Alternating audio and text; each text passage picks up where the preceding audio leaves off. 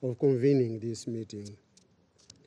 We thank Ms. Rosemary DiCarlo for our insightful briefing. We welcome the participation in the debate of Their Excellency the ministers and high dignitaries. Mr. President, as we gather today, the conflict in Ukraine continues unabated, with ever-mounting casualties and growing global ramifications.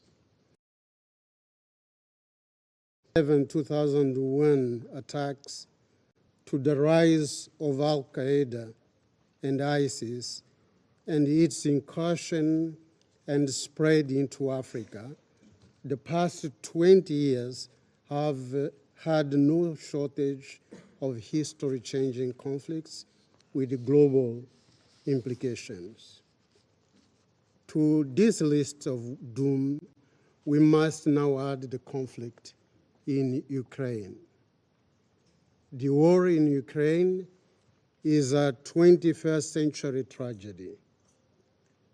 It is unfolding under our constant collective gaze and the scrutiny of the entire world. It is being fought both in the battlefield as well as in the court of a perplexed public opinion.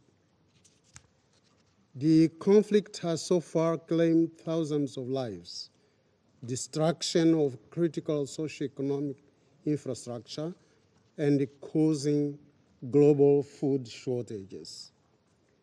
It is heralding the return of nuclear brinkmanship.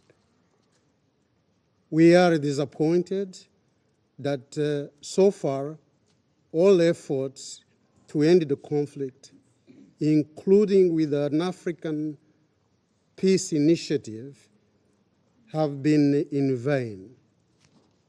Mr. President, no other matter under the consideration of the Council in the last year and a half has commanded more attention and resources.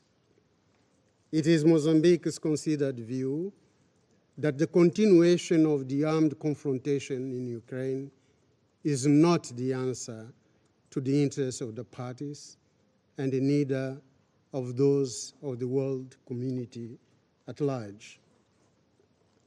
There is a danger that failure to solve this conflict, based on the principles of the Charter of the United Nations, could erode the trust in the notion of our collective security and our collective responsibility for international peace and security as set out in the Charter.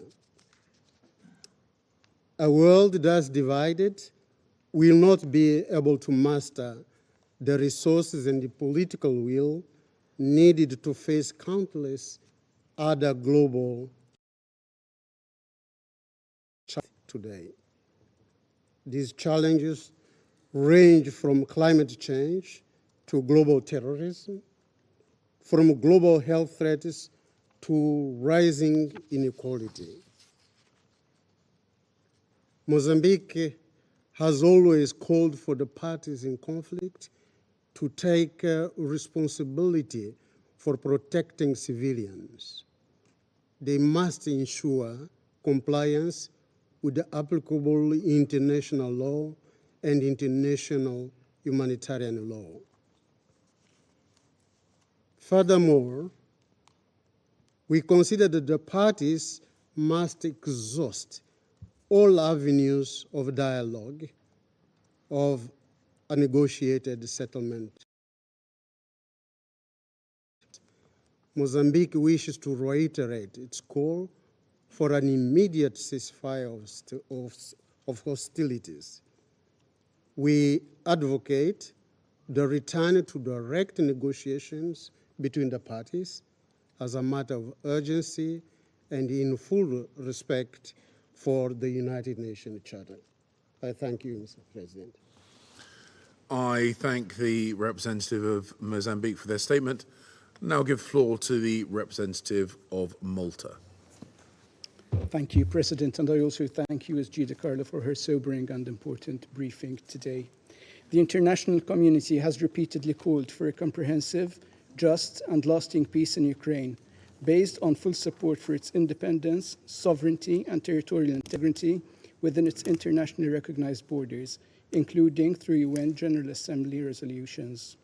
Malta expresses its support for the key principles and objectives of Ukraine's peace formula, which also addresses the broader global ramifications of Russia's aggression on food security, energy security, nuclear safety, and the environment.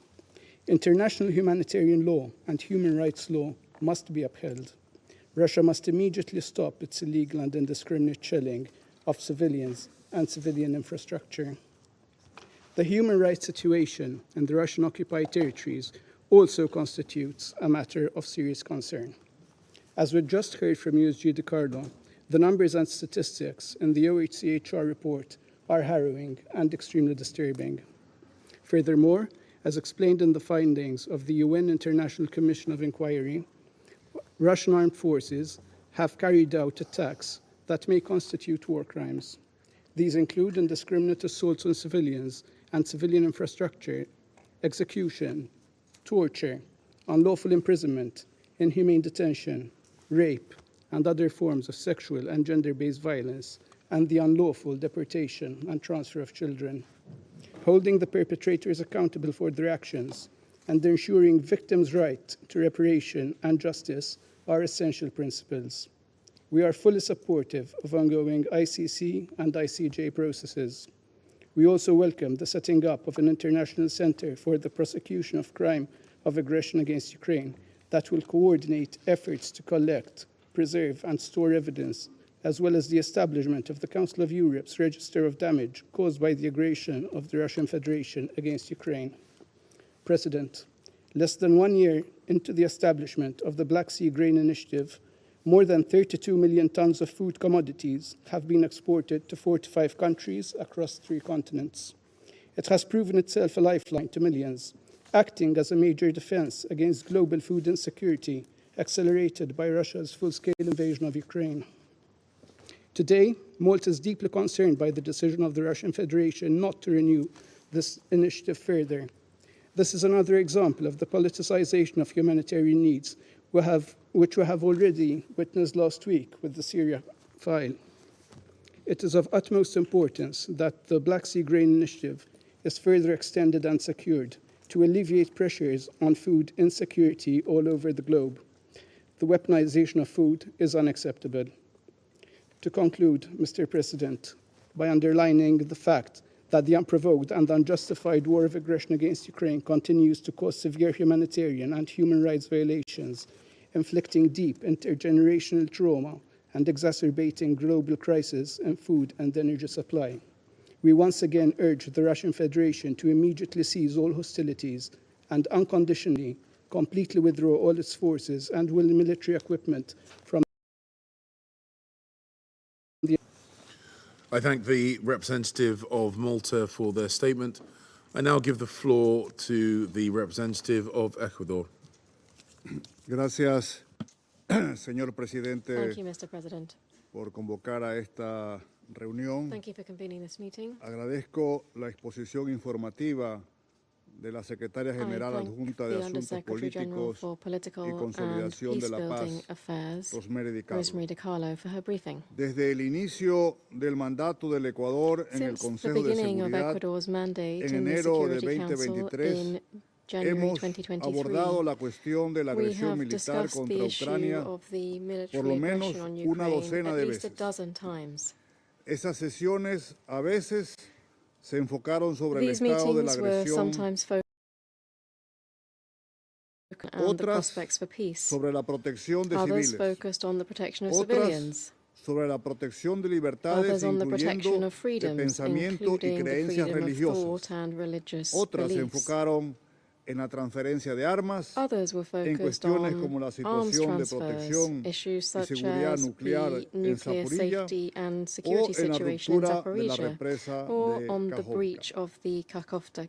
Algunas fueron agendadas por la presidencia. Some of the meetings were placed on the agenda by the presidency, such as is the case today, or that on the 23rd of February this year. Other meetings were convened at the request of the United States and Albania, others on the request of Ukraine, others on the request of Russia, and others on the request of Ecuador and France, essentially on the humanitarian situation. En estos 6 meses hemos escuchado exponer ante este Consejo desde el secretario general, Antonio Guterres, el coordinador de OCHA, la alta representante para asuntos de desarme, el director de la OIEA, hasta a ponentes el formato, el enfoque, el tema de agenda en el que han sido The convocados format, the y approach, sus and the agenda componentes topic on which they han were sido convened and the diferentes. components of these meetings El differed. Ecuador ha procurado en cada caso In each case, contribuir de Ecuador manera sought genuina to make a al tema genuine específico. contribution to this specific Pero hay un topic. elemento recurrente But there que is no ha one cambiado ni recurrent cambiará element that hasn't changed and will mientras not no change, cese la violación de la as long Carta as de las there is Naciones no end Unidas to the y violation el of the derecho United Nations internacional. Charter and of Esto international es law.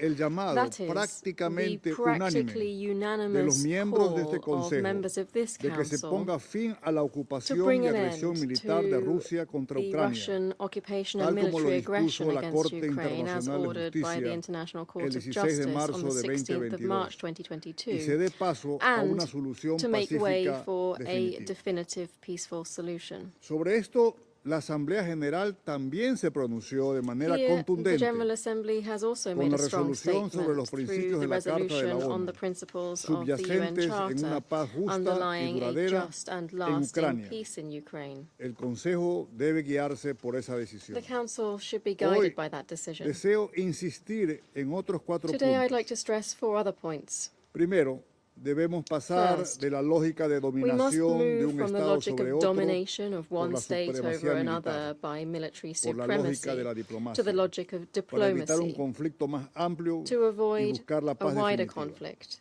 and to Segundo, seek definitive peace. debemos reconocer el valioso aporte del Second, sistema de we must Naciones recognize Unidas the valuable y sus socios en contribution el of the terreno, United Nations ya sea system OCHA, and its partners on the ACNUR, ground, la including OIEA, OCHA, por UNHCR, mencionar unos pocos. the IAEA, just Tercero, to cite a few. insistimos en la necesidad Third, de que we las partes insist on the respeten need for the y parties to restrictamente sus obligaciones unreservedly que derivan del derecho respect internacional their humanitario, obligations under lo que international implica no humanitarian atacar law. al personal de This asistencia humanitaria implies refraining y su from attacking material. humanitarian aid Urgimos a la workers and their Federación de equipment. Rusia We urge the que Russian permita el Federation acceso to humanitario allow en las zonas humanitarian provisionalmente bajo su access to the ocupación. areas temporarily under its Alentamos al occupation. intercambio seguro We de encourage prisioneros. the safe exchange of Deploramos las prisoners. violaciones We de los derechos de deplore los niños violations of the y rights que la of invasión children and the prolongada fact siga that the protracted cobrando invasion vidas. continues to claim their Y lives. cuarto, expresamos nuestra Four, mayor decepción we express por our el utmost anuncio de la disappointment at Federación the Rusa announcement by de the Russian retirarse de la Federation iniciativa to del grano del Mar withdraw Negro from the Black a Sea solo Grain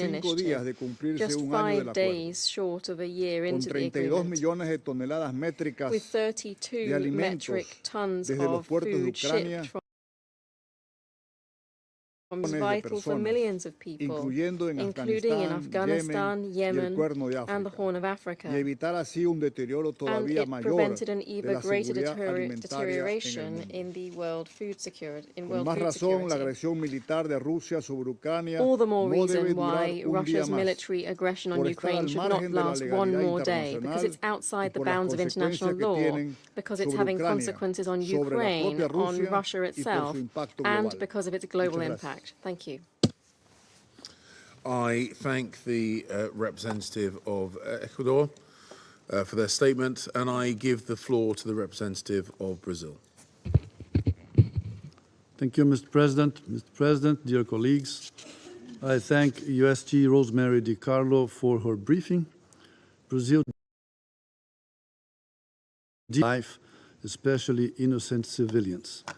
We extend our solidarity to the families of the victims and to the millions of Ukrainian nationals who find themselves as refugees or internally displaced.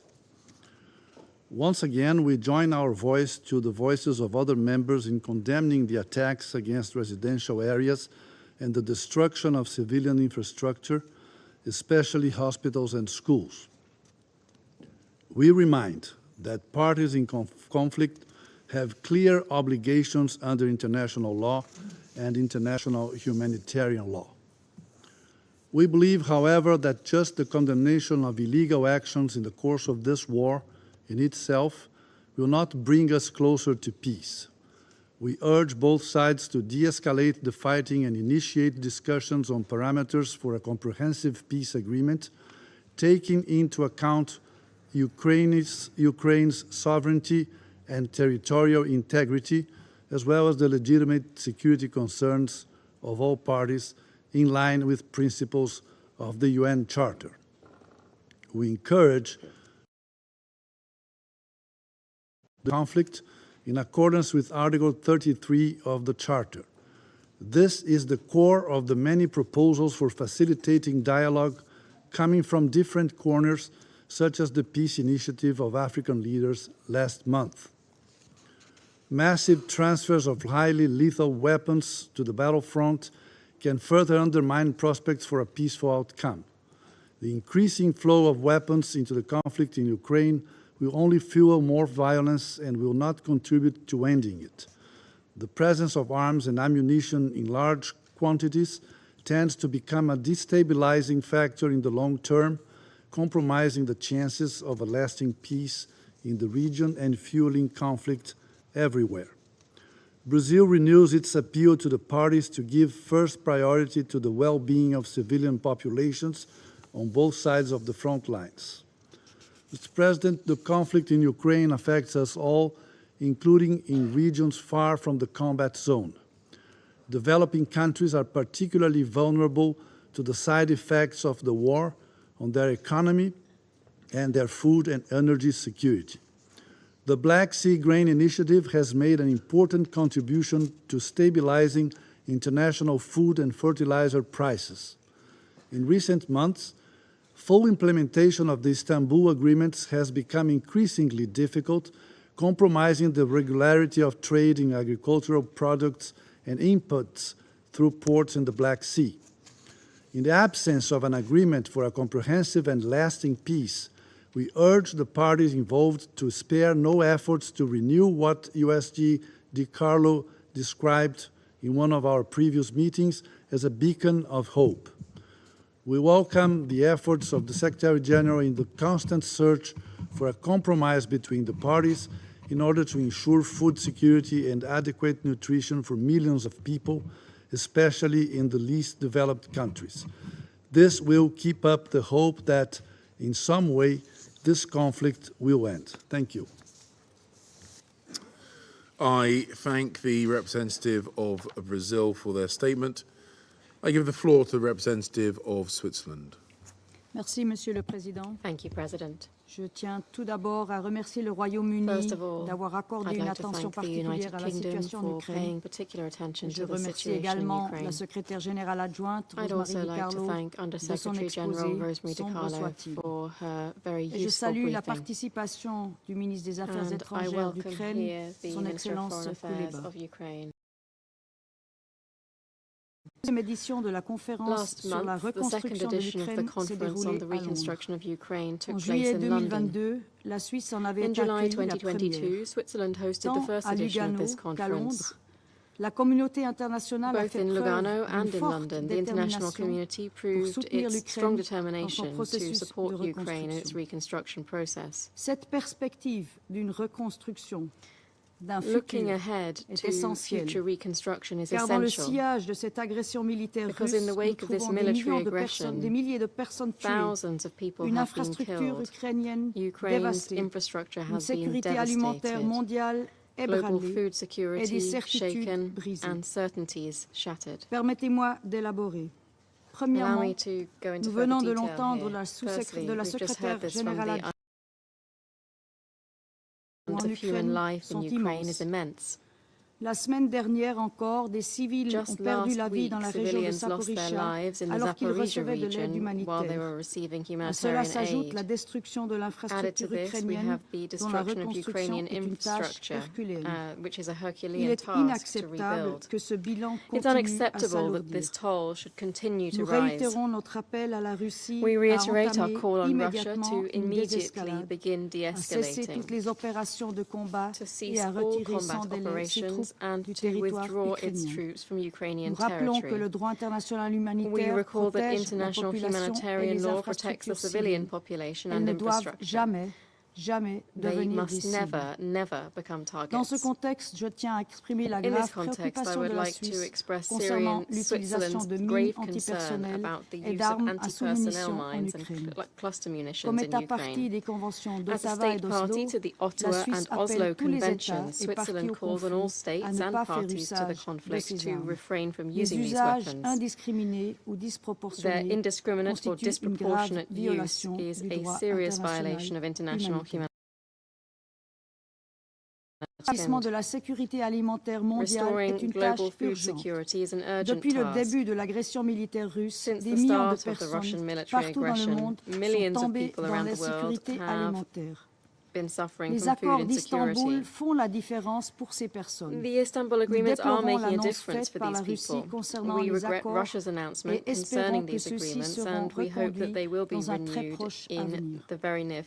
Et finalement, nous avons vu ressurgir un spectre que nous pensions avoir banni, la guerre d'agression à but d'extension territoriale par un État souverain contre un autre État souverain. Et voilà les certitudes brisées. Face à ces multiples défis, nous devons nous appuyer sur un fondement solide. Et nous l'avons, ce fondement. Il s'agit de la Charte des Nations Unies. On aurait pu penser qu'une violation flagrante de la Charte nuise à son pouvoir. Au contraire, nous observons que la grande majorité des États réaffirment son importance. Plus de 140 États ont déploré l'agression contre l'Ukraine. En effet, les principes de la Charte et la résolution adoptée par l'Assemblée générale en février 2023 constituent la base sur laquelle une paix globale, juste et durable peut être construite en Ukraine.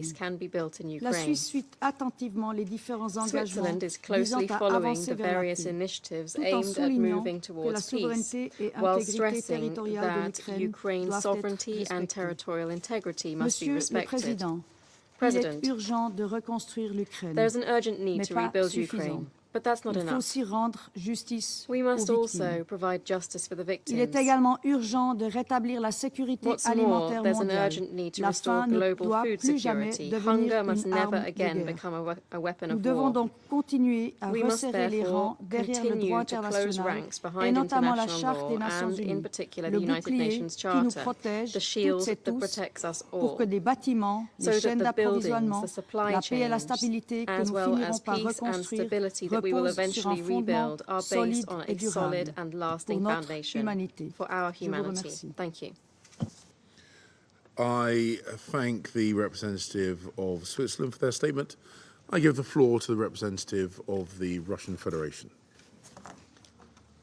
Спасибо, господин председатель. Thank you, Mr. President. Поскольку сегодня в этом зале, Today, in помимо this вас, hall, in addition to присутствует you, много других there are many высокопоставленных other подельников senior террористического accomplices of киевского the режима, Kiev terrorist regime которые в present, полной мере несут who ответственность за его bear full преступления. responsibility for its Я хотел бы crimes. прежде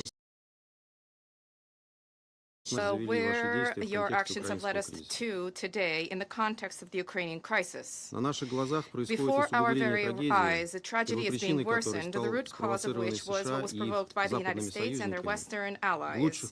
In the best colonial traditions, the anti-constitutional coup in Kiev in 2014. Люди, которые с тех People пор who, возглавляли since киевский then, режим, руководствовались led отнюдь the не Kiev интересами regime Украины. were guided certainly not by interests of Ukraine. Contrary to the aspirations of the majority of the Ukrainian people and for the advancement of Western fixations on confrontation with our country, they abandoned peace and good neighborly relations with Russia, a non-discriminatory approach with all nationalities residing in Ukraine, and began by leaps and bounds to advance rabid nationalism and to whitewash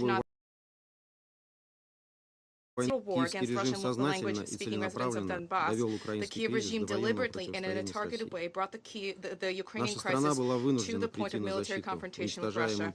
Our country had to protect those eliminated by Kiev in the eyes of the so-called civilized Western world, the people, women, children, and the elderly, after Ukraine and its Western sponsors definitively refused to comply with the Minsk agreements, were approved by the UN Security Council. And as we know perfectly well today, all of these years, this document was a mere smokescreen for Ukraine's preparation by Western states for war with the Russian Federation. For this reason, all of the incantations of our Western colleagues about the alleged unprovoked Russian aggression and the war of choice no longer persuade anybody. Those who are capable of objective analysis can see perfectly clearly that we had no choice, and the time bomb that was detonated on February 2022 was programmed by the West at the minimum in 2014 and actually even earlier than then. Mr. President, as is known, in April of 2022, that is a little more than Declaration, Ukraine rejected a peace plan which was signed onto by its negotiators to resolve the crisis, a plan that stipulated, among other things, international security guarantees for the country. This happened, as we all are aware today, with a direct participation of the United Kingdom, the then leadership of which persuaded the leader of the Kiev regime that with Western support, Ukraine would manage to secure victory over the Russian Federation. Then was when the hot stage of NATO's proxy war against Russia to the last Ukrainian fully materialized, and Ukraine essentially was transformed into a private military campaign that was hired by Washington, London, and Brussels. And for there to be no way out for the Ukrainian authorities after the withdrawal of Russian troops from Kiev as a gesture of goodwill against the backdrop of the signing in Istanbul of a draft peace agreement, an appalling in essence and clumsy in implementation provocation was organized in Bucha, Kiev, as many experts believe have assessed a direct role in organization of this was played by British intelligence services. As for whether or not this is true, an objective investigation which we will carry out will show this.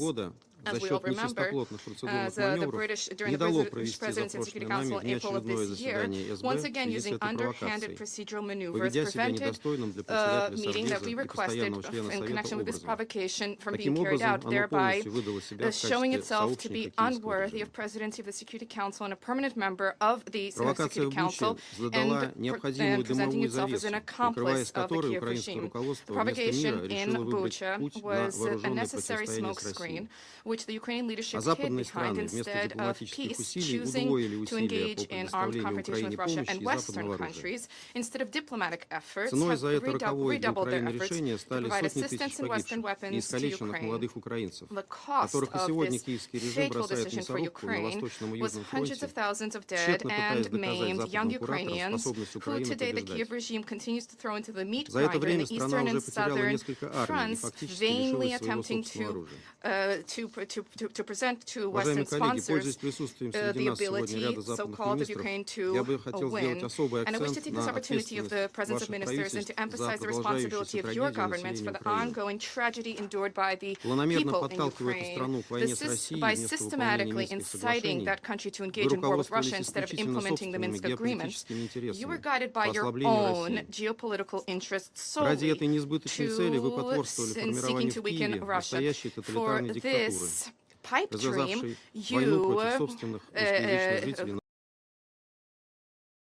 the Kiev regime, totalitarian dictatorship to unleash war against its own Russian language residents in the east of the country. For 8 years, you didn't notice how the Ukrainian shells resulted in deaths of women, children, and the elderly. And today, these people are dying as a result of what you have provided, long-range shells and missiles, because Ukrainians are no longer reaching Donetsk and other cities. In principle, they have been depleted, and for the suffering of civilians to be even worsened, you've decided to provide the Ukrainian services with depleted Ukrainian munitions and cluster bombs. And also, you decided not to notice the shelling of Zaporozhye plant by Ukrainian forces, as well as the devastation of the Kakhovska Dam and the open terrorist attacks in Russian territory, which reflect the terrorist essence of the Ukraine.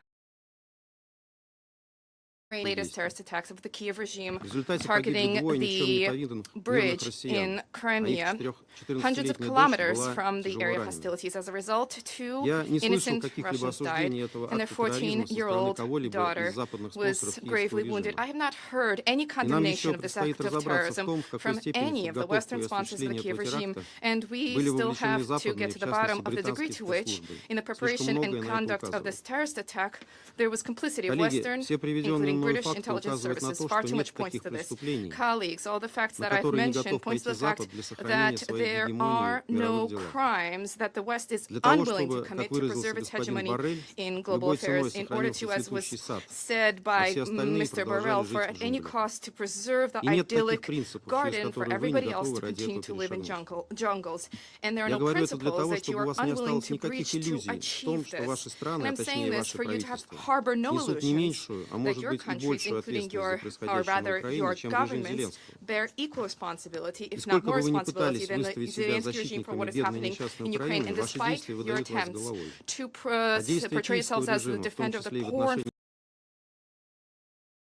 reports and actions of the Kiev regime, including regarding the persecution of followers of the canonical Orthodox Church, you attempt to not notice this. I leave no doubt that even when the regime begins to grab people off the streets and summarily execute those dissenters, those who disagree with the destructive anti-popular policy of the current authorities, is something which you will easily turn a blind to, I too, but we will dwell on this in detail during the 26th July meeting we requested. I wish to touch upon another two issues which have to do with the Ukrainian subject.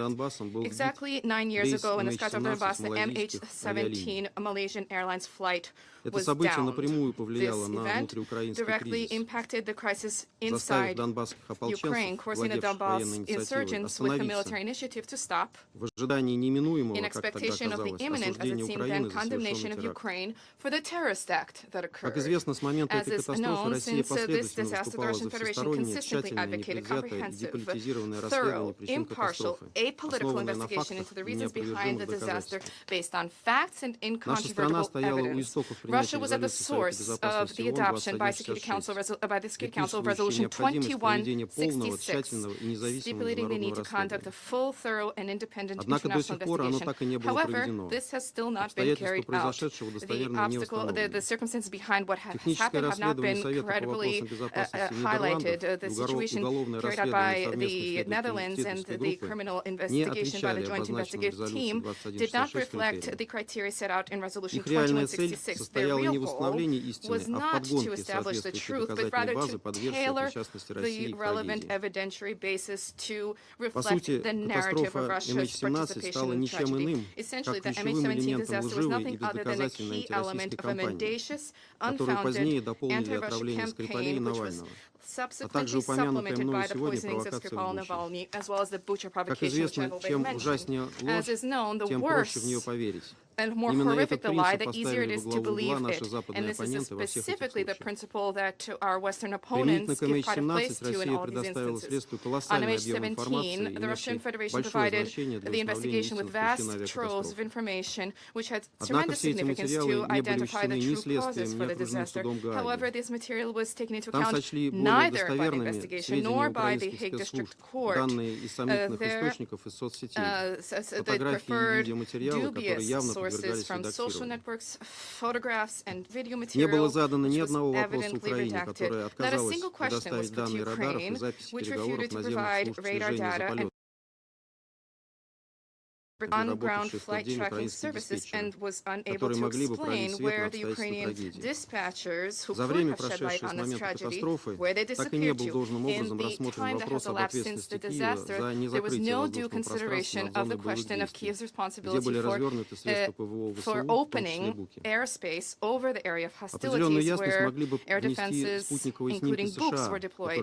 There was a particular clarity could have been introduced with U.S. satellite data, which were made on the day of the disaster. However, the judge's request to disclose this data, or at least allow access with compliance with certain conditions, were categorically denied by Washington. Unfortunately, the approach embraced by Netherlands and their cronies is showing the connection.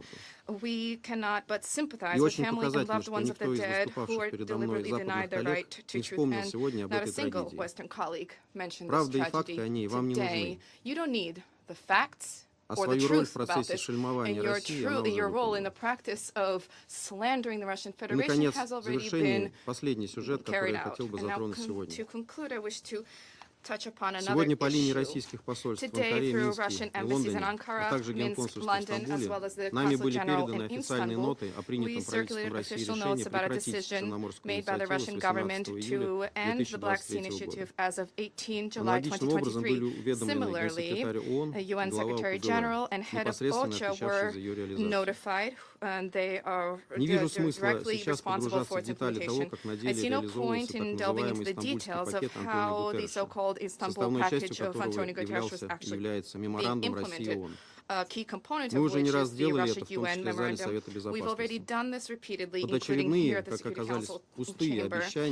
Further, as we see now, empty promises, the Secretariat were continued to be carried out by the Secretariat. And however, against the backdrop of the stable export from Ukraine to countries with high-level income countries and middle-income countries of corn fodder and wheat fodder, 90% and 60% of all exports, respectively, least developed countries received only 3% of those goods, and the World Food Program humanitarian operations received even less of this, 2.2% of wheat.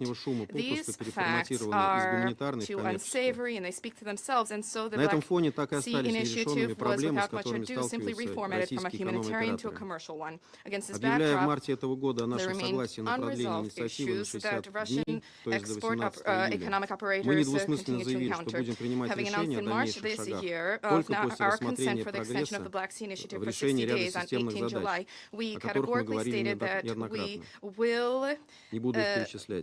will take a decision on further steps only after consideration of the progress in addressing certain tasks, which we spoke about repeatedly. I will not relist them. At the same time, we pay tribute to the Secretary General and his team for their efforts in attempting to persuade Western countries to comply with obligations before the Russian Federation from the Russia-UN memorandum. However, these were mere smoke and mirrors. However, there has been no progress here, and the Kiev regime continues to use the cover of the open maritime corridor to wage provocations and attacks against Russian civilians and military objects. Against this backdrop, a decision was taken for us to exit the deal, about which today we informed the Turkish and Ukrainian sides, as well as the UN Secretariat.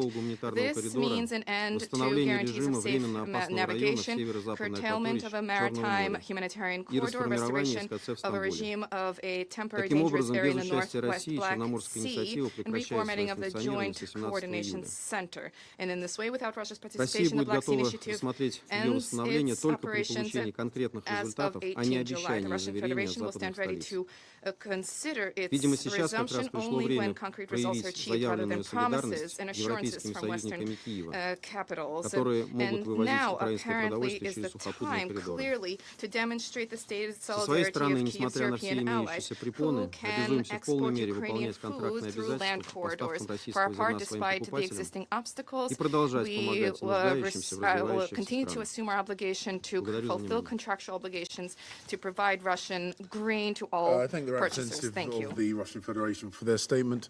I give the floor to the representative of Gabon. Monsieur le Président, je salue ainsi que la présence des hautes personnalités qui prennent part à nos échanges aujourd'hui. Je remercie la sous-secrétaire générale adjointe, Madame Rosemary DiCarlo, pour son exposé. La guerre en Ukraine devient au fil des mois la question la plus examinée au sein de ce Conseil. Has over the months become the most discussed topic within this council, be it the security, humanitarian or nuclear-related issues. Nonetheless, the violence persists, and this war continues to challenge international peace and stability and to contribute to food insecurity in several regions of the world. Offensive and counter-offensives on both sides raise the spectre of an escalation of violence, an increase in the loss of human lives and property, as well as an ever greater population displacement, thus making the prospects for negotiations for lasting peace over these 17 months is immense and very alarming. The latest reports of the Secretary General mention hundreds of attacks on hospitals, schools and civilian infrastructure. The number of non-military victims, particularly children, continues to rise. The Security Council must endeavour to find a peaceful solution in accordance with the principles of the United Nations Charter. We call on those countries with any influence on the main players to act so that a real dialogue can be initiated with a view to eventually reaching a lasting peace agreement. In this respect, my country encourages the Secretary General to continue to use his good offices to promote the launch of talks between all parties. It is essential for the international community to support and coordinate the various diplomatic initiatives to promote a negotiated settlement. President, today, the 17th of July 2023, the Black Sea Grain Initiative comes to an end. This is a vital agreement for numerous countries. We remain hopeful that it will be renewed so it can be the constant threat posed by the risk of the nuclearization of this war is also a potential danger that must be avoided. My country reiterates its commitment to the NPT and opposes all politicization, intimidation and trivialization of the nuclear issue. Nuclear power plants are civilian infrastructure protected by international humanitarian law. They must not be used for military purposes. The humanitarian situation is taking on increasingly critical proportions as we've heard. We reiterate the need for unimpeded humanitarian access for the most vulnerable people, often living in the areas with the highest security risks. President, to conclude, Gabon reiterates its call for de-escalation and good faith negotiations to bring an end to the conflict. Thank you. I thank the representative of Gabon for their statement. I now give the floor to His Excellency Mr. Dmytro Kuleba, Minister for Foreign Affairs of Ukraine. Thank you, Mr. President. Distinguished members of the Security Council, Excellencies, I thank the UK Presidency for convening this meeting. My gratitude also goes to Under-Secretary General Di Carlo for her briefing. Today marks 9 years since Russia shot down the civilian airliner MH17 over Ukraine, killing all 298 people on board. Ukraine mourns victims of this crime. The case of MH17 is also a prime example of Russian lies and abuse of its illegal presence at the United Nations Security Council. Instead of admitting guilt and cooperating with the investigation, Russia chose to promote conspiracy theories in order to confuse the public. In 2015, Russia shamelessly used its UN veto to prevent the establishment of a relevant international tribunal, despite its own denial of responsibility. The Dutch trial finally put an end to all the Russian nonsense. The court determined that MH17 was hit by a Russian Buk missile fired by armed groups controlled by Moscow, and that the system had been returned to Russia after the strike. The bottom line is that no amount of lies can change the truth and avert justice. In any situation, Russian strategy is kill, lie, and deny. Our strategy should be the opposite: strength, truth, and accountability. Today, we are facing two more situations. Another set of lies and denials we have heard in this room. The second one is Russia killing the Black Sea Grain Initiative. Russia is blackmailing the world. This blackmail affects the lives of millions of Ukrainians and tens of millions more around the world, primarily in Africa and Asia, who face the threat of rising food prices and hunger. Ukraine makes no demands in relation to the deal. We simply want it to continue operating and expand its capacity. We want our grain to be freely exported and reach foreign customers all around the globe. At the same time, Russia has been systemically obstructing the initiative's normal functioning. Russia deliberately decreased the number of inspections in the Joint Coordination Center in Istanbul, limiting the capacity to 1-2 vessels per day. On April 29th, Russia fully blocked the functioning of Ukraine's Pivdenny seaport. The last grain vessel departed the port of Odessa on July 16th. As of now, Russia has fully blocked the functioning of the Black Sea Grain Initiative, even without announcing its termination. Whatever Russia is saying to excuse its behavior, please note that while blocking our ports, Moscow is increasing exports of its own grain, including the ones stolen from temporarily occupied territories of Ukraine. Last year, when the initiative was introduced, grain prices around the world immediately dropped. Together with other factors, it had a positive long-term effect. In June 2023, they were 23% lower than in March 2022, when Russia started the illegal blockade of our seaports.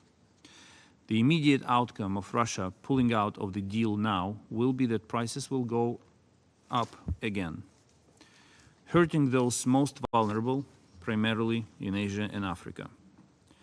Russia must stop playing Hunger Games with the people around the world.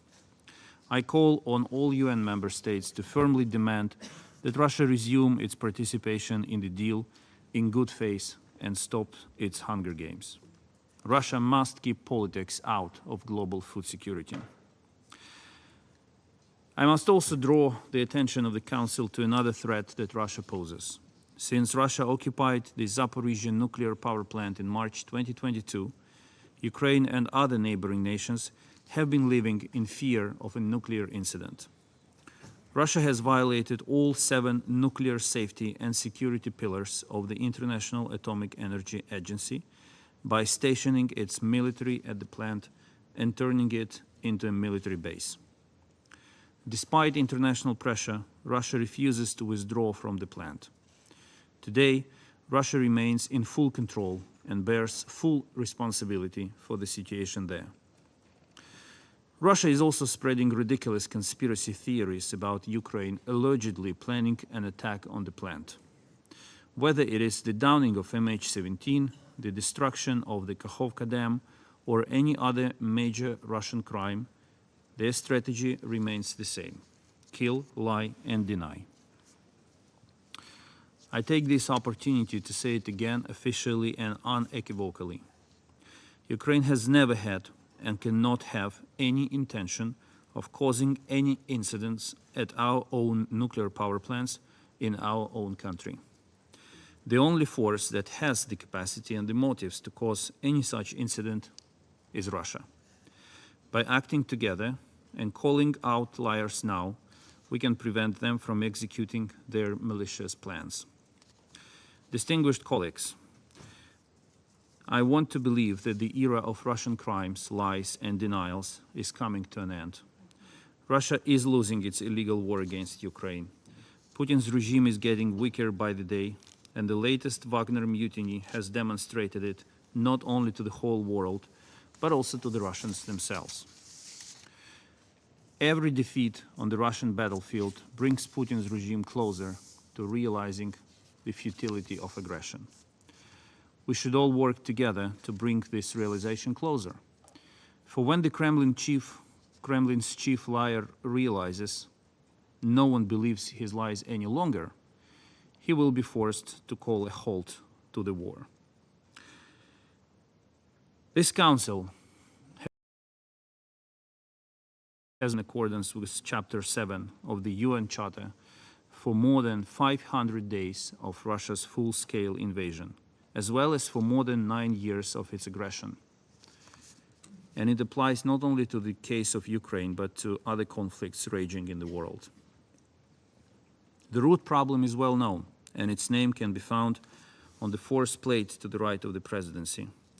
Despite the fact that this plate was placed on the table more than 3 decades ago, the UN Charter still says nothing about the legitimacy of its presence here.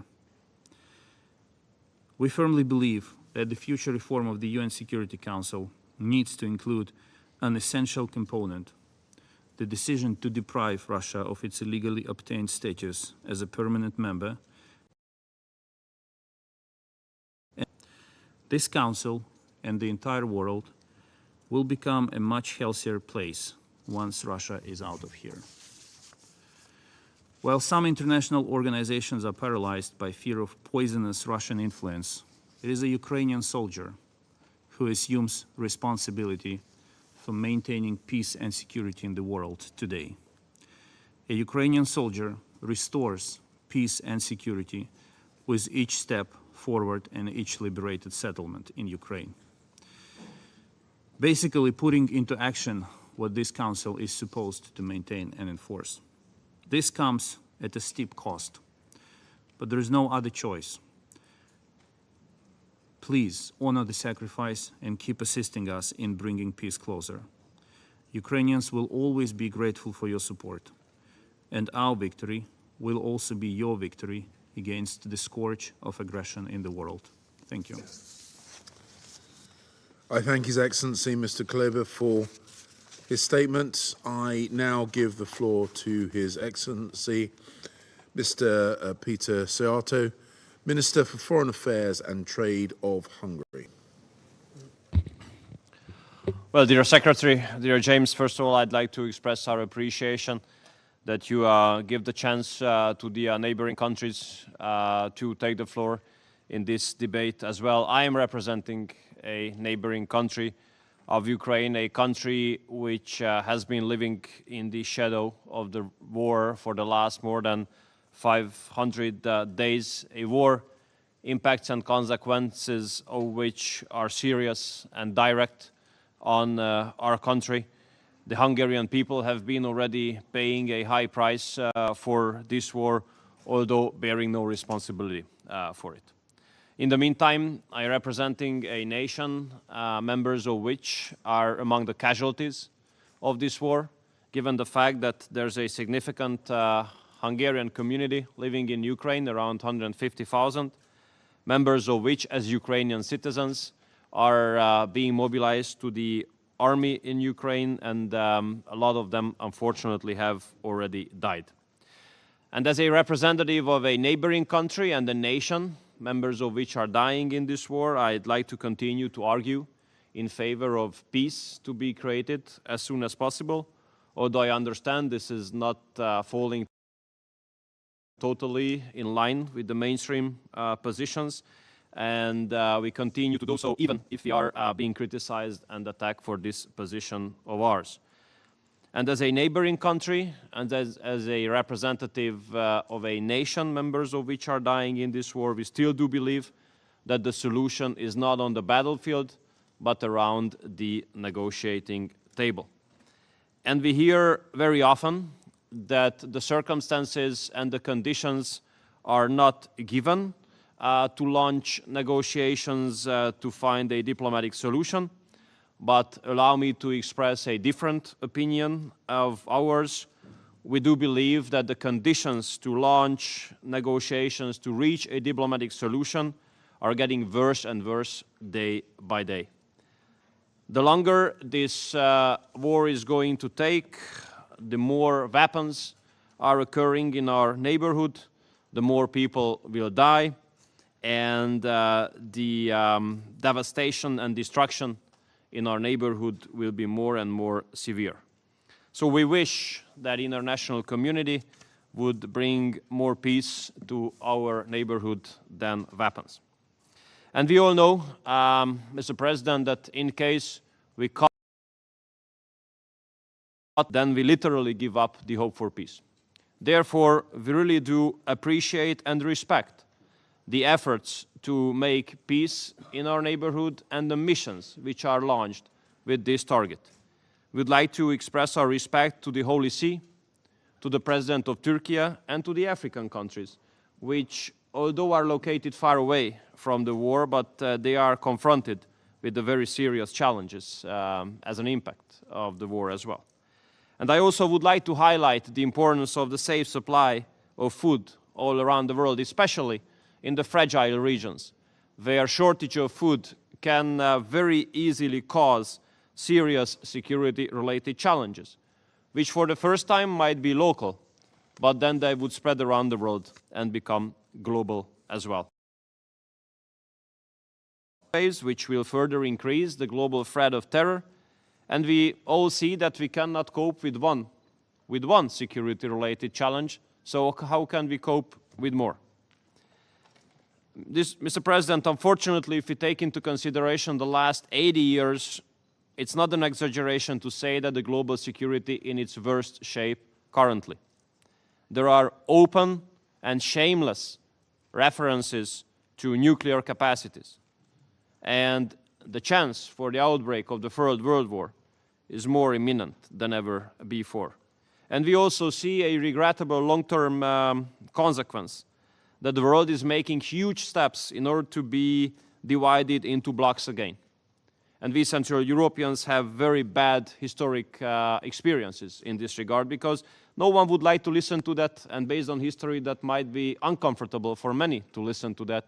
But whenever there was a conflict between East and West, we Central Europeans were always left alone, and we always lost on these occasions. So when we argue in favor of a civilized cooperation between East and West, for which we might have some small chance for the future, we do it because this is our national interest. And the longer this war takes, the chance will be much smaller for that. Thank you. I thank His Excellency Mr. Siato for his statement, and I give the floor to His Excellency Mr. Zbigniew Rau, Minister for Foreign Affairs of Poland. Mr. President, Excellencies, distinguished delegates, I would like to thank the United Kingdom for convening this meeting, which is of even more importance in the light of the most recent developments concerning the Black Sea Grain Initiative. Russia's unilateral withdrawal from the deal generally means one thing. Russia decided to fan the flames of its imperial war against Ukraine with rekindled economic aggression against the most needy and vulnerable states and societies of the Global South. We call on the parties remaining in the initiative to hold to their commitments so essential to the global food market. Mr. President, the Ukrainian people have been fighting Russia's full-fledged aggression for over 500 days now. This blatant violation of the UN Charter by a Security Council permanent member has been the most overwhelming threat to the world peace and security since the Cold War, because of its far-reaching and long-lasting consequences. Let me point to three major concerns that this aggression causes for the whole international community. Firstly, the Russian invasion conclusively demonstrates the complex and interlocking nature of threats to international security. We clearly see that this war transcends the Ukrainian and Russian borders, and today's developments, I'm already mentioned, regarding the Black Sea Green Initiative are the most urgent and direct reminder. Neither can we forget about the constant undermining of the security of the Zaporozhye continues to carry enormous potential risks and unpredictable consequences to all of us. Also, the recent destruction of a dam in Novanakovka by Russia brought significant cost to the whole ecosystem of and around the Black Sea and to all its coastal states. Moreover, we have addressed the consequences of the Russian invasion of Ukraine in our debates on children in armed conflicts, sexual violence in conflicts, cybersecurity, or destruction of natural heritage. All these aspects require constant attention and determination of the Security Council as the institution responsible for world peace and security. Mr. President, distinguished delegates, secondly, the international law-abiding community cannot tolerate impunity. The perpetrators of international crimes must be held accountable. Each and every aggressor must reckon with legal consequences. Otherwise, they will feel encouraged to continue on the same path. We view accountability as a prerequisite to ensuring a lasting peace in the future.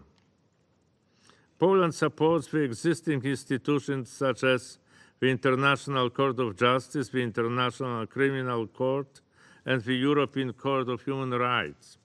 We are also engaged practically in the creation of a special tribunal for the crime of Russian aggression. We are glad that a recent meeting of the took place in Poland. We equally support efforts to establish an international mechanism for reparations for damage caused by the Russian invasion of Ukraine. We also join the enlarged partial agreement on the register of damage caused by the aggression of the Russian Federation against Ukraine that was adopted at the recent Council of Europe summit in Reykjavik. Mr. President, ladies and gentlemen, finally, let us remember that in every effort to find peace in Ukraine, we must propose only rightful solutions, as an unjust peace or a frozen conflict would only prolong instability and would attract further aggression. The only sustainable peace solution must be based on the UN Charter and its fundamental principle of territorial integrity. Thus, the international community must remain steadfast in defending the UN Charter. We must continue to put pressure on the aggressor and support the victim in exercising the right of self-defense. The world must keep supporting Ukraine, which is a just cause. We strongly appeal to the UN Security Council members and to the entire UN family to show determination in defending the fundamental principles of the international order. Thank you. I thank His Excellency Mr. Rao for his statement. I now give the floor to Her Excellency Ms. Annalena Baerbock, Federal Minister for Foreign Affairs of Germany. Thank you, Mr. President and the Secretary General. Mom, come and get me. These were the words Natalia Shonki had been desperately waiting for. Weeks earlier, Russian troops had arrived at a school in Kupiansk, near Kharkiv in Ukraine. The school Natalia's 15-year-old son, Artem, went to every day like a normal schoolboy. They took Artem and a dozen of his schoolmates away. Natalia told reporters that for weeks she had no idea where he was. Still alive. Then at last, Artem was able to contact her. Mom, come and get me. That's what he told his mother on the phone. It took Natalia months to find her son, to get him back. She managed to travel to the place in Russian-occupied Ukraine where he was being held and took him home, finally, back into her arms.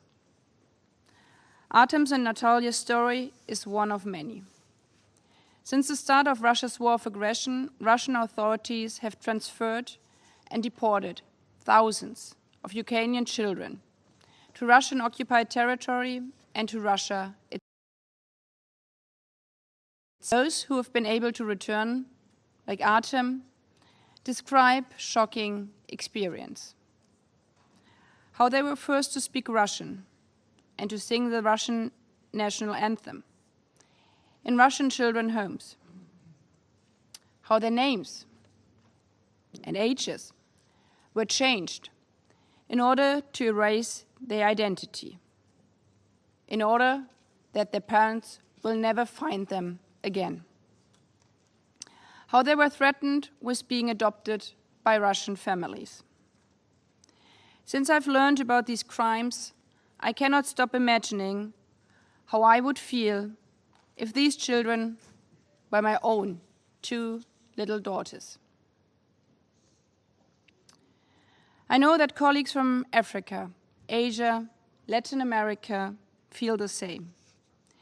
During the recent visit to Ukraine and Russia by a delegation of African heads of state and government, they made it very clear that with regard to these children, humanity must come first. This issue, especially as I'm aware that we are not on all the same page about every aspect of this war here in this room. But humanity is what unites us. All of us have experienced the tragedy of war in our regions. But one aggressor does not even stop at children. Tragedy turns into horrendous inhumanity.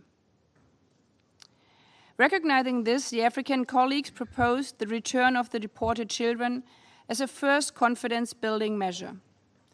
And I want to wholeheartedly echo their proposal.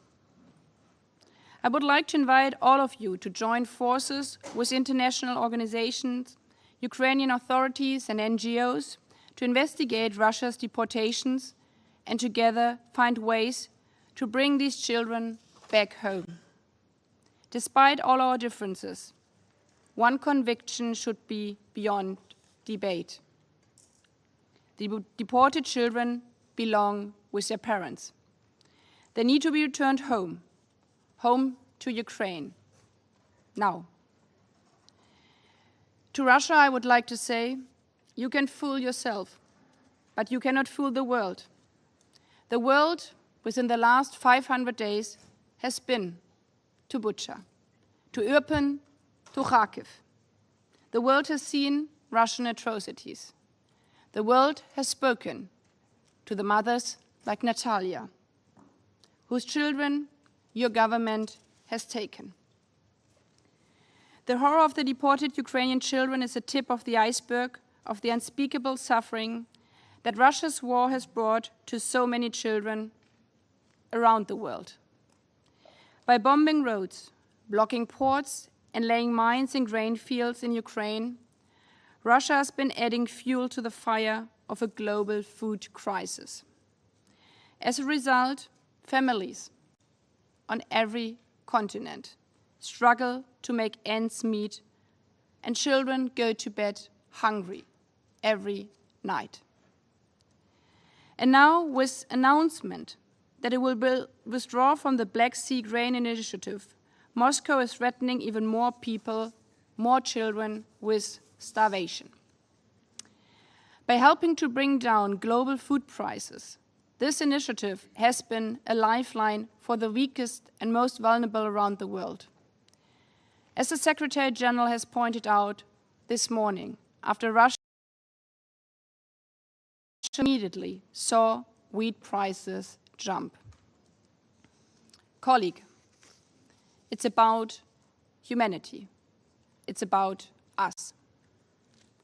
I therefore call like us on Russia to stop using hunger as a weapon. Stop abducting children. Stop your illegal war on Ukraine in the name of humanity. Thank you. I thank Her Excellency Ms. Baerbock for her statements. I now give the floor to His Excellency Mr. Jean Asselborn, Minister of Foreign and European Affairs of Luxembourg. So, Monsieur le Président, merci beaucoup. Je remercie votre pays, le Royaume-Uni, d'avoir organisé dans le cadre de sa présidence cette réunion en Ukraine et les perspectives d'une paix juste et durable. Je salue la participation de mon collègue et ami ukrainien Dmytro Kuleba. J'ai l'honneur de parler au nom des pays du Benelux, c'est-à-dire la Belgique, le Royaume des Pays-Bas et mon propre pays, le Luxembourg. Nous souscrivons à l'intervention qui sera faite par l'Union européenne. Il y a 9 ans, jour pour jour, le 17 juillet 2014, le vol MH17 de Malaysia Airlines a été abattu par un missile russe tiré depuis un champ agricole dans l'est de l'Ukraine, un territoire qui était à l'époque sous le contrôle effectif de la Fédération de Russie. 298 personnes de 17 nationalités différentes ont perdu la vie, dont des Néerlandais, des Belges et une famille qui vivait au Luxembourg. Nous retirons l'exigence formulée dans la résolution 2166 du Conseil de sécurité que l'on contraigne les responsables de cet incident à répondre de leurs actes et que tous les États s'associent pleinement aux efforts déployés pour établir les responsabilités. Nous dénonçons propagé lors de cette réunion. Monsieur le Président, nous sommes profondément choqués par l'impact dévastateur de l'agression non provoquée et injustifiée menée par la Russie contre l'Ukraine. Un nombre croissant de témoignages et de rapports décrivent des attaques d'une brutalité insupportable perpétrées par les forces armées russes contre des civils et des infrastructures civiles, y compris des écoles et des hôpitaux. Les sièges des villes en Ukraine, la traite des êtres humains, les viols et d'autres formes de violences sexuelles visant en particulier des femmes et des enfants. Nous rappelons la nécessité de mettre en œuvre les résolutions du Conseil de sécurité sur la protection des infrastructures civiles et notamment la résolution 2601 appelant à prendre des mesures pour protéger les écoles contre les attaques. Pour la première fois, les forces armées et groupes armés affiliés de la Russie, un membre permanent du Conseil de sécurité, ont été listés dans le rapport annuel du secrétaire général sur les enfants et les conflits armés et sur le terrain des attaques indiscriminées continuent. L'agression de la Russie vise à détruire l'économie de l'Ukraine. Elle a également un impact sur la sécurité alimentaire dans le monde entier. Dans ce contexte, nous saluons fortement l'initiative de la mer Noire promue par le secrétaire général des Nations Unies. Nous appelons à sa pleine mise en œuvre et son prolongement sur le long terme et déplorons vivement la décision de la Russie de suspendre sa participation. Monsieur le Président, la responsabilité pénale est essentielle pour garantir et maintenir la paix et la sécurité internationale. La paix et la justice vont de pair et se renforcent mutuellement. La lutte contre l'impunité pour les atrocités commises en Ukraine est également importante pour décourager la commission de crimes à l'avenir en Ukraine et dans d'autres pays. Je tiens également à réaffirmer notre attachement aux travaux sur la redevabilité pour le crime d'agression. Nous nous félicitons de la création du Centre international chargé des poursuites pour le crime d'agression contre l'Ukraine, qui vient de commencer ses activités à La Haye. Nous appuyons pleinement les efforts déployés pour mettre en place un tribunal chargé des poursuites pour le crime d'agression. Enfin, nous soutenons le registre des dommages pour l'Ukraine établi par le Conseil de l'Europe. Permettez-moi aussi de répondre juste en une phrase à mon collègue de la Hongrie.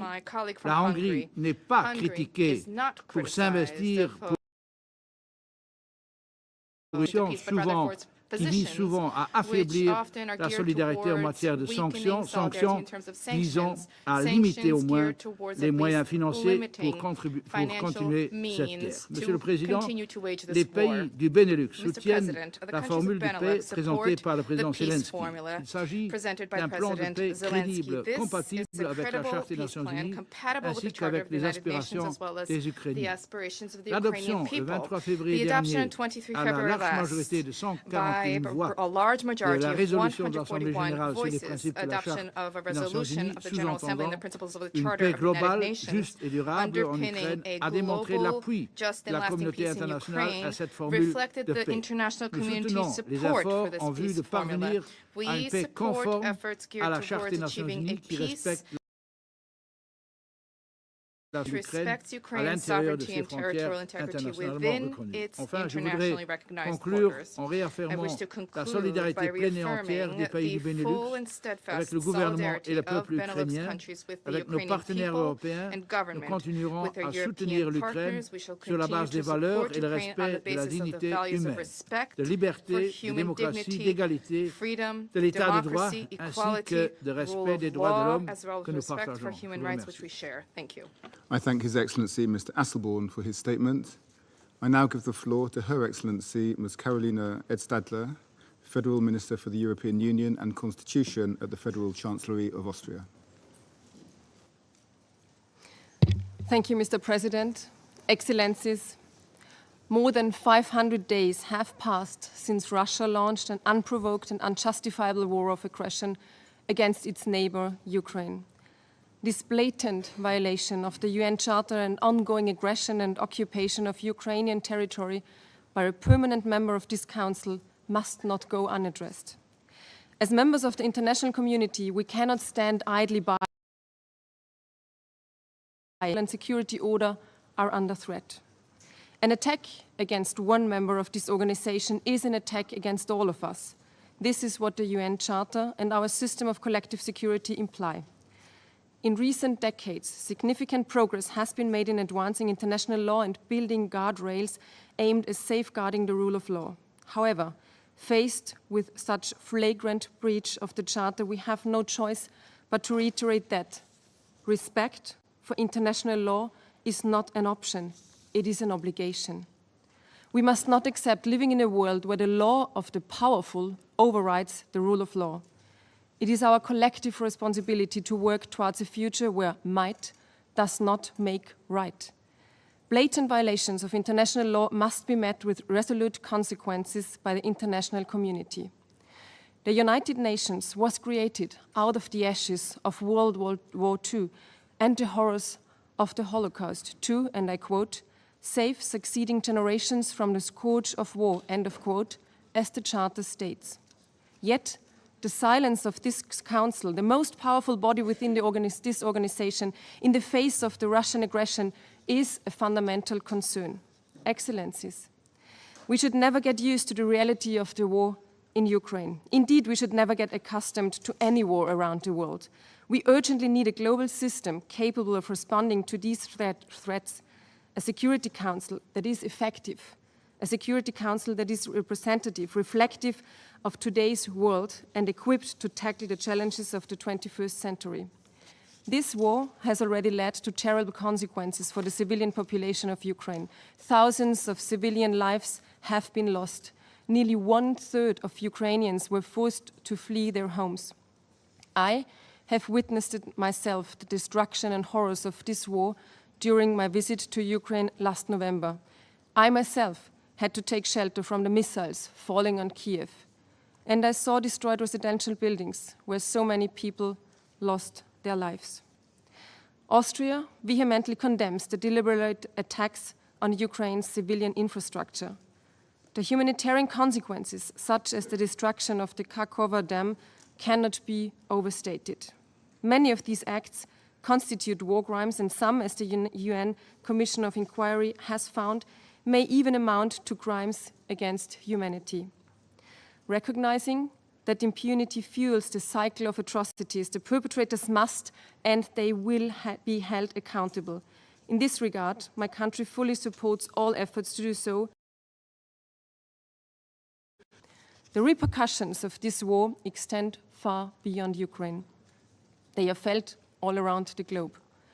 And let me be clear, the impact on food and energy prices around the world are a direct consequence of the Russian aggression. We welcome the leadership of the Secretary-General and President Erdogan of Turkey in facilitating the Black Sea Initiative, which reminds us that diplomacy and pragmatism have an important role to play even in these challenging times.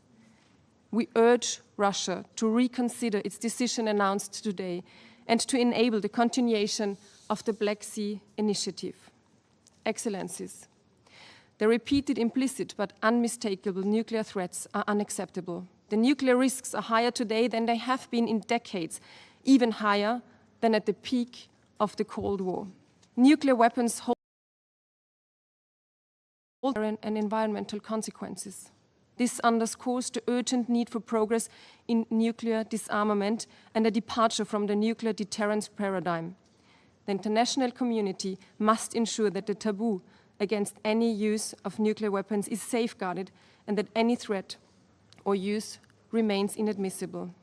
It is essential that the International Atomic Energy Agency secures nuclear energy facilities that have been targeted in this war. We appreciate Director General Gross's proposal in this regard and express gratitude for the dedicated work of the teams on the ground. Excellencies, this war of aggression must end.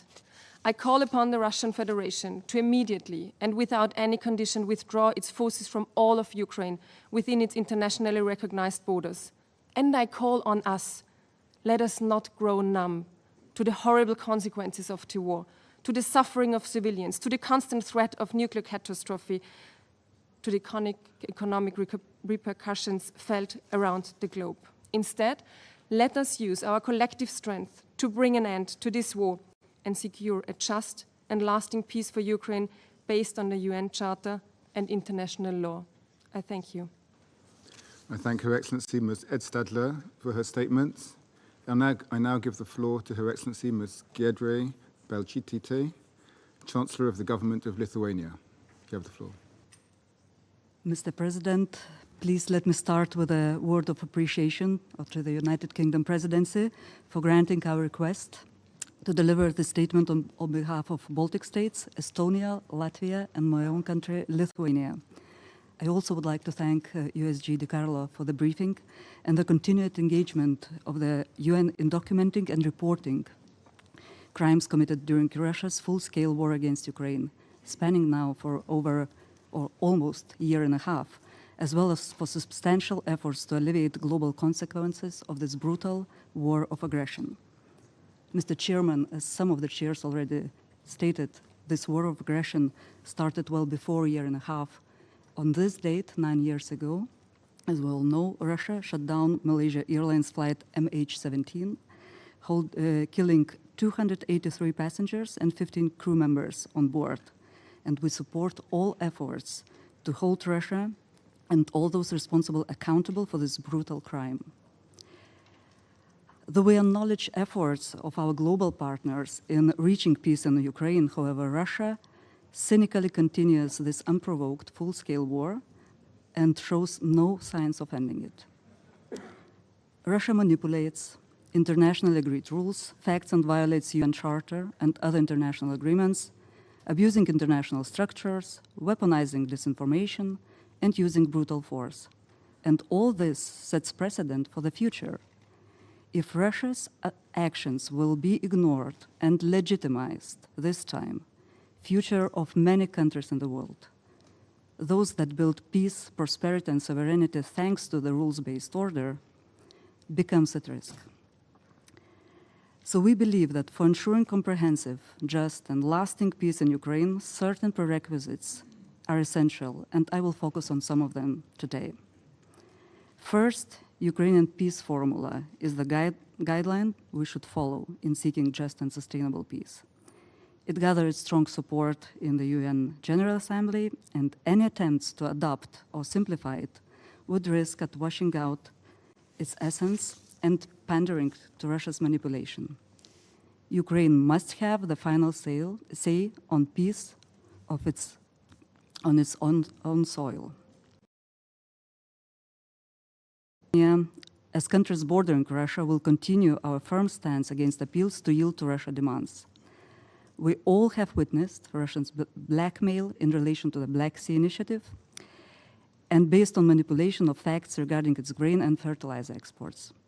If Russia would be prioritizing global food security as it claims, it would have stopped inventing obstacles to the work of Joint Coordination Center and continuation of the initiative itself. So we strongly condemn Russia for unilaterally abandoning the Black Sea Grain Initiative and choosing to further aggravate the global food security crisis. Second, a just and lasting peace must be in line with the principles of UN Charter, in particular sovereignty, territorial integrity, and independence. Russia must stop war and immediately completely and unconditionally withdraw its troops and equipment from the territory of Ukraine within its internationally recognized borders and its territorial waters. As the UN community, we must ensure the protection of the core principles of our cooperation and condemn all those who are actively facilitating Russia's war. Belarus, that participates in this war by providing military equipment, training, and allows its territory to be used for the offensive. Iran, that supports Russia with military equipment, undermining global sanctions. Both must end their assistance to Russia's aggression and return to compliance with international law. Belarus, actually, becoming home for Russian nuclear weapons, as well as elements of Wagner criminal, in Lithuania's position terrorist group, responsible for brutal human rights violations, in addition to Ukraine, also in Mali, CAR, and elsewhere in Africa, where they operate under disguise of so-called security providers. Third, it is essential to recognize that Russia bears so immense suffering upon the Ukrainian population. The International Criminal Court has issued the arrest warrant for Vladimir Putin in relation to the forced deportation of the Ukrainian children. And this is only the first step to bring perpetrators to justice. Russia must be held accountable also for numerous war crimes, including deliberate destruction of civilian infrastructure and causing environmental disasters. There should be no hesitation in attributing these crimes. Regarding the crime of aggression, we all need to seek for the establishment of special international tribunal following Ukraine's lead. Mr. President, together we possess capability and determination to assist Ukraine in the reconstruction of its schools, hospitals, and roads, and we have already started it without any delay. However, it will take decades for Ukraine and its people to recover from suffering that this war inflicted. No doubt Ukraine has inherent right of self-defense against the Russian aggression, and we underline the decisions of the EU and NATO leaders offering robust financial, economic, humanitarian, military, and diplomatic support to Ukraine and its people for as long as it takes. We also welcome the decision regarding strengthening of NATO's eastern flank capabilities adopted in the meeting of the North Atlantic Council in Vilnius last week. So let me reaffirm Estonia's, Latvia's, and Lithuania's strong condemnation of Russia's war against Ukraine and express our unwavering support for Ukraine's independence, sovereignty, and territorial integrity within its internationally recognized borders. Aggression as an instrument in international relations must be condemned and completely eliminated. Those responsible for Russia's war and use of military force against Ukraine must be brought to justice. We must unite our efforts in pursuit of supremacy of international law. I thank you. I thank Her Excellency Ms. Balchitite for her statement, and now give the floor to Her Excellency Ms. Lotte Macon, Deputy Minister for Development Cooperation of Denmark. Mr. President, distinguished delegates, I have the honor to speak on behalf of the 5 Nordic countries, Finland, Iceland, Norway, Sweden, and my own country, Denmark. The Nordic countries would like to express our grave concern over the grim humanitarian consequences of Russia's war of aggression, devastating global implication in areas already affected by humanitarian crisis and food insecurity, such as the Sahel, the Horn of Africa, Yemen, and beyond. All areas demand our immediate attention and concerted efforts. Today, the Nordics would like to share 3 messages on, firstly, the grave humanitarian situation in Ukraine, secondly, the global implications of Russia's aggression and the importance of the Black Sea Grain Initiative, and thirdly, our support to all meaningful initiatives towards a just peace. On 9th July, several civilian casualties were recorded in yet another Russian attack at a humanitarian aid distribution site in the frontline zone of Orikhiv, not military seizure of the Zaporizhzhia nuclear power plant continues to pose devastating and widespread risks in an area already severely affected by the destruction of the Kafkaya Dam. Mr. President, we strongly condemn Russia's indiscriminate warfare and intentional attacks on civilians, as well as Iran's provision of drones to Russia in violation of Security Council Resolution 2231 of 2015. All those responsible must be held accountable for violations of international humanitarian law and violations and abuses of human rights against Ukraine's civilian population, including the forcible transfer and deportation of children and conflict-related sexual violence.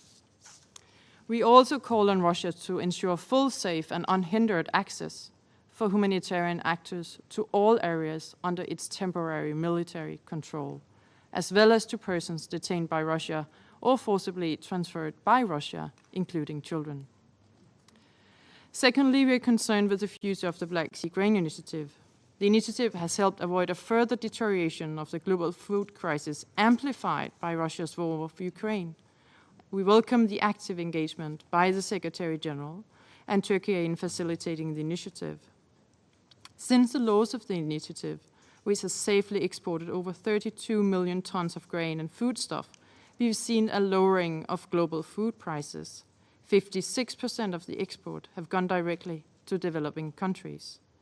In May, export drops, however, to the lowest volume since the initiative began, largely due to the Russian obstruction in the inspection and registration of shipping vessels.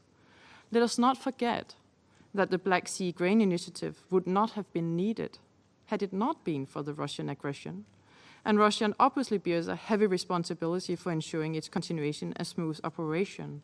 And thus we deeply deplore today's news that Russia has suspended the initiative and urge Russia to ensure a long-term rollover and full implementation of the Black Sea Grain Initiative in line with the Istanbul Agreement, and to urgently lift all impediments that delay operations of the initiative.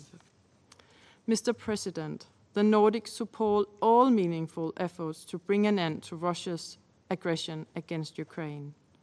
Such effort must include Russia's complete and unconditional withdrawal of its military forces from the entire territory of Ukraine and respect for Ukraine's independence, sovereignty, and territorial integrity. We stand ready to support Ukraine's initiative for a just peace and all initiatives seeking to advance peace in line with the UN Charter, international law, and relevant General Assembly resolutions. And we welcome the G7 Joint Declaration of Support for Ukraine and the intent to build on that framework to ensure Ukraine's long-term security. In closing, the Nordics reaffirm our commitment to the UN founding principles of sovereignty, territorial integrity, and the peaceful settlement of disputes, to the security and well-being of the people in Ukraine and everywhere. Our resolve is unwavering for as long as it takes. I thank you, Mr. President. I thank Her Excellency Ms. Macron for her statement. I now give the floor to His Excellency Mr. Olof Skog, Head of the Delegation of the European Union to the United Nations. Thank you very much, Mr. President. I have the honor to speak on behalf of the European Union and its member states and the candidate countries North Macedonia, Montenegro, Albania, Ukraine, potential candidate country Georgia, the EFTA country Liechtenstein, as well as Andorra, Monaco, and San Marino all align themselves with this brief statement. I want to thank the Presidency of the Council for the opportunity to say a few words to the Council, and thanks Under-Secretary General De Carlo for your briefing, and through you the UN system for its continued support to the people of Ukraine under very difficult circumstances, and of course pay tribute and acknowledge the presence of Minister Kuleba here this afternoon. President, we want to reiterate our resolute condemnation of Russia's war on aggression, which constitutes a manifest violation of the UN Charter and international law. We also condemn the continued military support for Russia's war of aggression provided by Iran and Belarus. The EU is unwavering in our support for Ukraine's independence, sovereignty, and territorial terrorists, as well as its inherent right of self-defense. Allow me to emphasize 3 points in my intervention: the need for a comprehensive, just and lasting peace, the importance of addressing the global consequences of Russia's aggression, and the need to hold Russia and its leadership to account. People of Ukraine, the international community, and almost all members of the Council have repeatedly expressed desire for a comprehensive, just and lasting peace in Ukraine, in line with the UN Charter, the resolutions of the General Assembly, and international law. We welcome all international efforts to this effect, including the recent visit by African leaders. The EU will sustain support to Ukraine and will continue our work to ensure the widest possible international support for the key principles and objectives of Ukraine's peace formula. I underline that with what so many others have said this afternoon, that any initiative for sustainable peace in Ukraine must be based on full respect for its independence, sovereignty, and territorial integrity within its internationally recognized borders. On the global consequences, we condemn Russia's decision to unilaterally thank the UN and the Secretary General and all involved for their efforts in attempting to reach an agreement. The initiative's suspension creates widespread uncertainty on global markets and exacerbates the dire situation of food importing countries, hurting the poorest and the most vulnerable the most. Russia continues to weaponize food and undermine global food security. At a time when 258 million people face hunger, this is deeply irresponsible. While continuing to commit its flagrant violation of the UN Charter, Russia now, piece by piece, undermines the multilateral system, blocking Security Council action for humanitarian assistance to Syria, and now preventing the extension under UN auspices of the Black Sea Grain Initiative. Since its signing in Istanbul last year, the initiative has eased pressure on global food prices by facilitating the export of more than 32 million metric tons of foodstuff. Contrary to what the Russian representative earlier said, according to the UN, over half of exports went to developing countries, and the proportion of wheat exported to least developed countries, including sub-Saharan Africa, remained largely unchanged from pre-war levels. Furthermore, Ukraine is one of the main suppliers of the World Food Programme, which, without this initiative, would now have to source its humanitarian assistance elsewhere at higher costs. The EU spared no effort to support the UN in reaching a deal and finding a compromise allowing the renewal. So we urge Russia to reconsider its decision and resume the implementation of the initiative. Let's not forget that the Black Sea Grain Initiative would not have been necessary if Russia had not started the full-scale war against Ukraine and blocked Ukrainian Black Sea ports. In addition to the Grain Initiative, the EU solidarity lanes remain instrumental in bolstering global food security. They have allowed the export of more than 38 million tons of Ukraine's food and agricultural goods. The EU and the member states remain committed to addressing the needs of countries vulnerable to food insecurity. That is why we are providing 18 billion euros to address food security needs globally, focusing on the most vulnerable regions. We reiterate our call on all countries to step up their assistance in line with OCHA's humanitarian response plan and appeal for aid this year. Finally, on accountability, we remain firmly committed to ensure that Russia is held fully accountable for its war of aggression against Ukraine. The International Center for the Prosecution of Crime of Aggression against Ukraine has started its support operations in The Hague. The work to establish a tribunal for the prosecution of the crime of aggression against Ukraine will continue. We welcome the adoption of the Ljubljana and The Hague Convention on International Cooperation of Genocide, crimes against humanity, war crimes and other international crimes, and call on all countries to become parties to the convention as soon as possible. We also welcome the establishment of the Council of Europe's Register for damage caused by the aggression and calls for work to continue in line with the resolution of the UN General Assembly. Mr. President, we need a comprehensive, just and lasting peace in Ukraine in line with the UN Charter and the resolutions of the General Assembly. We will continue to provide strong financial, economic, humanitarian, military and diplomatic support to Ukraine and its people for as long as it takes. I thank you very much. I thank His Excellency Mr. Skoog for his statement. There are no more names inscribed on the list of speakers. The meeting is adjourned.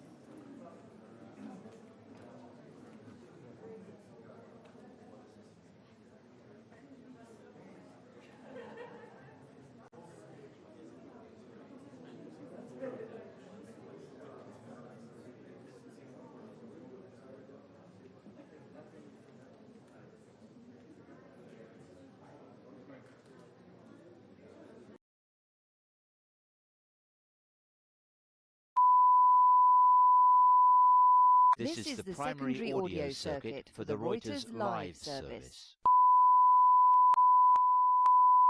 The full vision of the court, which is one of the